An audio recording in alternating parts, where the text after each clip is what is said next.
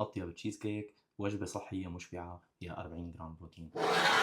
100 جرام جبنة قريش وبيضة ومعلقتين كبار طحين الشوفان.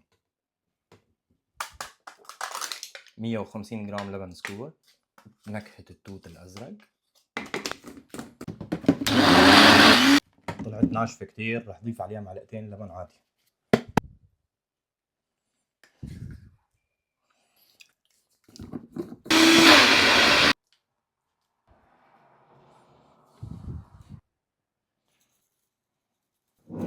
بعد 40 دقيقة بنحصل على أطيب تشيز كيك كفطور صحي، 40 جرام بروتين.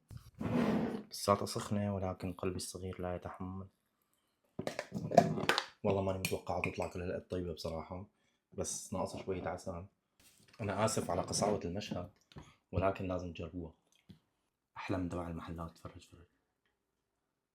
والله أنا من عندي 10/10.